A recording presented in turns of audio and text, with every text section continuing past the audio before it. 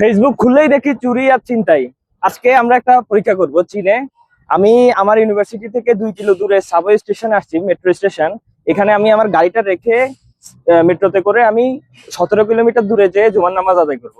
তো শুধু তা না, এই যে গাড়ি, আমার গাড়ির চাবিটা, এটা এনএফসি কার্ড, এটা দিলেই অন হয়। আমি এটা চাবিটা এখানে রেখেই চলে যাব। আচ্ছা, এখন এই যে ঘড়িতে 12টা 28 বাজে, আমি এটা রেখে গেলাম। আমি জুমার নামাজ আদায় করে এসে দেখবো যে আমার এই গাড়িটা এখানে আছে কিনা। হ্যাঁ, আজকে একটা পরীক্ষা হোক চীনে।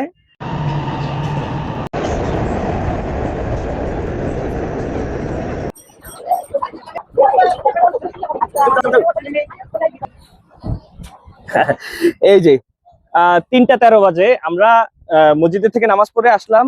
তো আমার বাইকটি এক চুলে এদিক সেদিক হয়নি। এটা এমন না যে খুব আশেপাশে পুলিশ আছে বা সিকিউরিটি গার্ড আছে, কিছুই না। জাস্ট মেট্রো স্টেশনের নিচে একটা ওপেন প্লেসে বাইকটা আমি রেখে গিয়েছিলাম চাবি সহ। তো এই বাইকে এক চুলে এদিক সেদিক হয়নি। আমি বুঝি না তাহলে চীন কিন্তু আমাদের থেকে অনেক দূরে, যে তা না। তারা যদি এটা পারে, তাহলে আমাদের দেশের সমস্যা কি? আমাদের মানুষের সমস্যা নাকি সরকারের সমস্যা নাকি আইন শৃঙ্খলার সমস্যা? এটা আমি বুঝতেছি না। যাই হোক,